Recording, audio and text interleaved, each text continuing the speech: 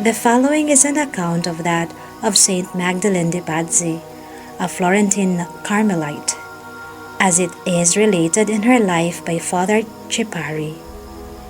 It gives more of a picture of purgatory, was the preceding vision, but traces its outlines. Sometime before her death, which took place in 1607, the servant of God, Magdalene de Pazzi, being one evening with several other religious in the garden of the convent, was ravished in ecstasy and saw purgatory open before her.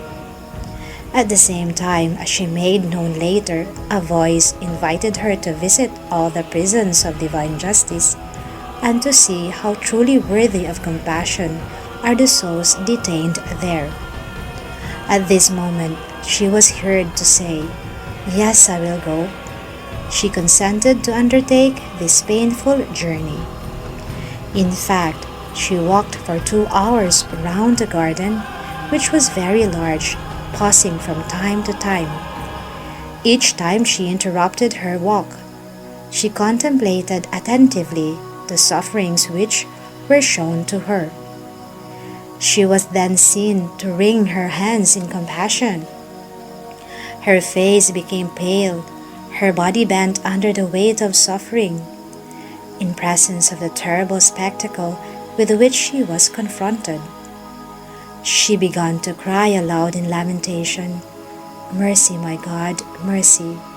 Descend, O precious blood, and deliver these souls from their prison.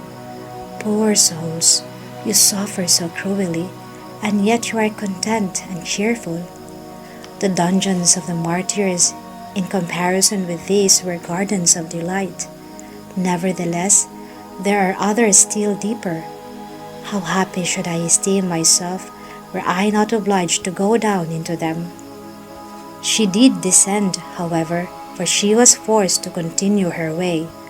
But when she had taken a few steps, she stopped, terror-stricken, and sighing deeply, she cried, "What, religious also in this small abode?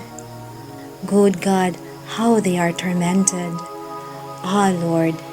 She does not explain the nature of their sufferings, but the horror which she manifested in contemplating them caused her to sigh at each step.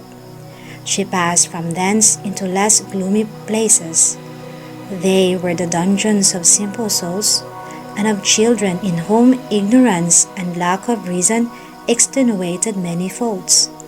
Their torments appeared to her much more endurable than those of the others.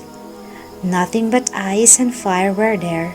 She noticed that these souls had their angel guardians with them, who fortified them greatly by their presence.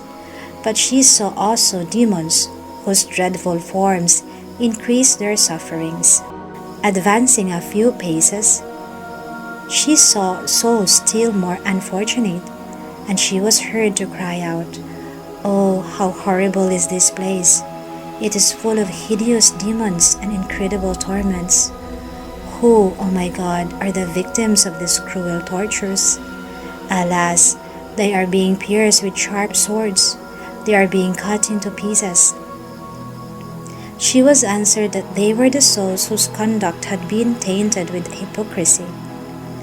Advancing a little, she saw a great multitude of souls, which were bruised, as it were, and crushed under a press, and she understood that they were those souls which had been addicted to impatience and disobedience during life.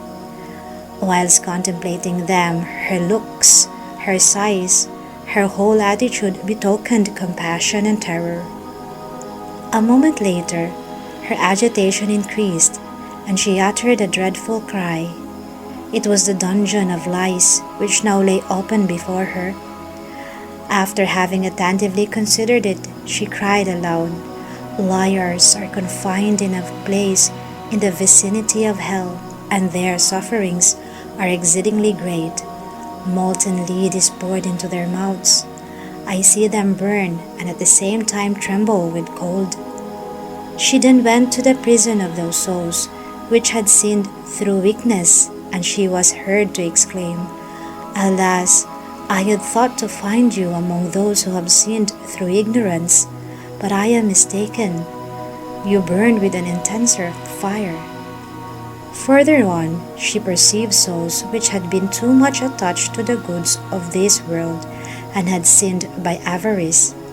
"What blindness," she said, "thus eagerly to seek a perishable fortune. Those whom formerly riches could not sufficiently satiate are here gorged with torments. They are smelted like metal in the furnace." From thence she passed into the place where those souls were imprisoned, which had formerly been stained with impurity. She saw them in so filthy and pestilential a dungeon that the sight produced nausea. She turned away quickly from that loathsome spectacle. Seeing the ambitious and the proud, she said, "Behold those who wish to shine before men. Now they are condemned to live in this frightful obscurity." Then she was shown those souls which had been guilty of ingratitude towards God. They were a prey to terrible torments, and, as it were, drowned in a lake of molten lead, for having by their ingratitude dried up the source of piety. Finally, in a last dungeon, she was shown souls that had not been given to any particular vice, but which, through lack of proper vigilance over themselves, had committed all kinds of trivial faults.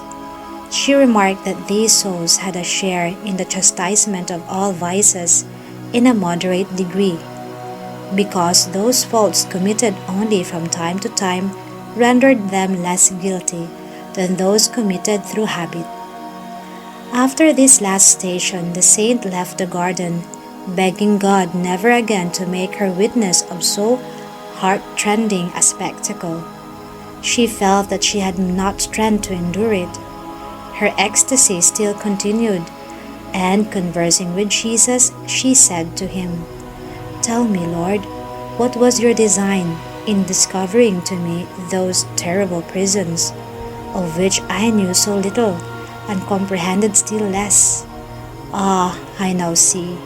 You wish to give me the knowledge of your infinite sanctity, and to make me detest more and more the least stain of sin, which is so abominable in your eyes."